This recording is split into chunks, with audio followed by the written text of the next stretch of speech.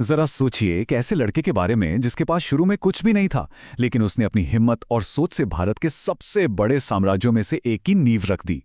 जी हाँ, ये कहानी है चंद्रगुप्त मौर्य की। एक ऐसी कहानी जो दिखाती है कि कैसे असंभव को भी संभव बनाया जा सकता है। तो सवाल ये है कि आखिर ये हुआ कैसे?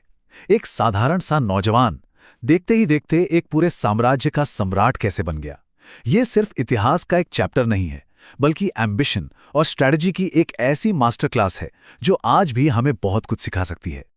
तो चलिए इस सफर को शुरू करते हैं। इस कहानी को समझने का सबसे अच्छा तरीका है इसे एक महाकाव्य की तरह देखना, जिसकी एक शुरुआत है, एक जबरदस्त संघर्ष है, एक शानदार जीत है और फिर एक ऐसा अंत है जिसके बारे में किसी ने सोचा भी नहीं था। हर बड़ी कहानी की, हर महाकाव्य की एक शुरुआत होती है। तो आइए सबसे पहले देखते हैं कि चंद्रगुप्त की कहानी कहां से और किन हालात में शुरू हुई। उस समय का भारत कैसा था, माहौल क्या था जिसने एक नायक को जन्म दिया। आप जरा इस टाइमलाइन पर नजर डालिए। ये हमें उस दौर की उथल-पुथल को समझने में मदद करती है। लगभग 340 ईसा पूर्व में चंद्रगुप्त का जन्म हुआ, एक बहुत ही साधारण पृष्ठभूमि में। लेकिन फिर आया साल 325 ईसा पूर्व, जब सिकंदर ने भारत पर हमला किया और सब कुछ बदल कर रख दिया। और जब सिकंदर की सेनाएं वापस गईं, तो वो अपने पीछे एक पावर वैक्यूम छोड़ गई, मतलब सत्ता का एक खालीपन, जो किसी भी साहसी इंसान के लिए इतिहास बनाने का एक सुनहरा मौका था। लेकिन देखिए, सिर्फ मौके से तो साम्राज्य नहीं बनते।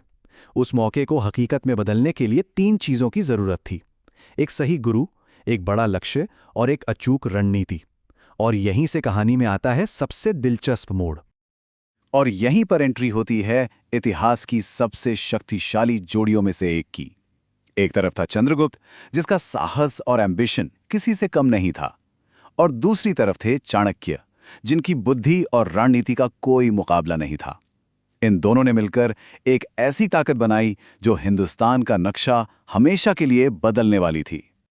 इन दोनों का पहला निशाना था मगध साम्राज्य। उस समय वहां नंद वंश का राज था, जो अपने अत्याचार और लालच के लिए जाना जाता था। जनता उनसे पूरी तरह तंग आ चुकी थी। वहीं दूसरी तरफ चाणक्य का सपना बिल्कुल अलग था।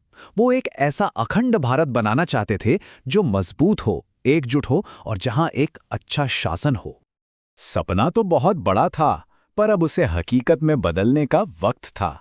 उनका पहला और सबसे मुश्किल कदम था मगध के सिंहासन पर कब्जा करना। तो सवाल यह है कि उन्होंने ये किया कैसे? चाणक्य की रणनीति पानी की तरह साफ थी, जैसा कि हम यहां देख सकते हैं। स्टेप 1, पंजाब के इलाके में एक शक्तिशाली सेना तैयार करो। स्टेप 2, सीधा राजधानी पाटलिपुत्र की ओर बढ़ो। और स्टेप 3, जो सबसे जरूरी था, नंद वंश को जड़ से उखाड़ फेंको। एकदम सीधा और सटीक प्लान, कोई कंफ्यूजन नहीं। और उन्होंने ये कर दिखाया। साल था 322 ईसा पूर्व, जब चंद्रगुप्त ने नंद वंश का अंत किया और भारत के सबसे महान साम्राज्य मौर्य साम्राज्य की नींव रखी। ये सिर्फ एक राजा की जीत नहीं थी, ये भारत में एक नए युग की शुरुआत थी। लेकिन चंद्रगुप्त और चाणक्य का एम्बिशन मगध तक ही सीमित नहीं था। अरे ये तो बस पहली सीढ़ी थी। असली मकसद तो एक ऐसे विशाल साम्राज्य को बनाना था जैसा भारत ने पहले कभी नहीं देखा था। इसके बाद चंद्रगुप्त की सेनाएं एक तूफान की तरह आगे बढ़ीं। उन्होंने पंजाब जीता, फिर हिंदुकुश के पहाड़ों को पार किया, सिंधु घाटी पर कब्जा किया और गुजरात तक अपना परचम लहरा दिया। देखते ही देखते एक विशाल साम्राज्य ने आकार ले लिया था। उनकी शोहरत भारत से बाहर यूरोप तक पहुंच चुकी थी। ग्रीक इतिहासकार उन्हें सैंड्रोकोटस के नाम से जानते थे। इतना ही नहीं, उन्होंने सिकंदर के जनरल सेल्यूकस आई निकेटर के साथ एक शांति संधि की, जिससे न सिर्फ युद्ध को टाला, बल्कि साम्राज्य की पश्चिमी सीमाओं को हमेशा के लिए सुरक्षित भी कर दिया।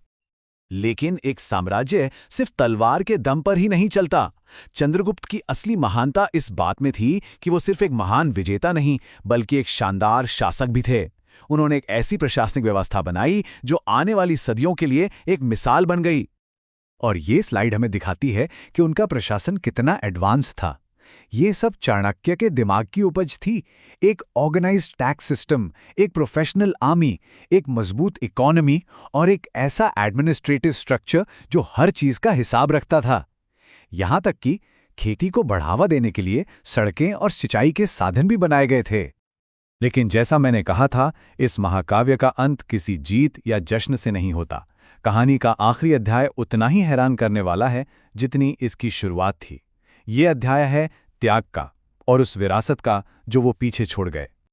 जरा सोचिए, जब वो अपनी ताकत के शिखर पर थे, तब चंद्रगुप्त ने वो किया जिसकी कोई कल्पना भी नहीं कर सकता था। सम्राट ने अपना ताज, अपना सिंहासन, अपना सब कुछ त्याग दिया। वो सब कुछ छोड़कर जैन धर्म अपनाकर एक भिक्षु बन गए और दक्षिण भारत के श्रवण बेलगोला चले गए। वहां उन्होंने सल्लेखना का कठोर व्रत लिया। यह जैन धर्म की एक बहुत गहरी आध्यात्मिक प्रथा है, जिसमें स्वेच्छा से मृत्यु तक उपवास करके आत्मा को शुद्ध किया जाता है। एक सम्राट जिसने सब कुछ जीता, उसका एक तपस्वी के रूप में ऐसा अंत, यह सफर सचमुच हैरान कर देता है। तो सवाल ये उठता है कि हजारों साल बाद भी चंद्रगुप्त की ये कहानी हमारे लिए इतनी जरूरी क्यों है? उनकी विरासत से आज क्या सीखा जा सकता है? उनकी कहानी हमें सबसे बड़ी प्रेरणा यही देती है कि हालात कैसे भी हों, एक छोटी सी शुरुआत से भी कुछ बहुत बड़ा, कुछ विशाल खड़ा किया जा सकता है। उनकी विजन, उनकी स्ट्रैटेजी और उनका डिसिप्लिन, ये सब आज भी हमें सिखाता है कि अगर इरादा पक्का हो तो कोई भी इंसान अपनी किस्मत खुद लिख सकता है।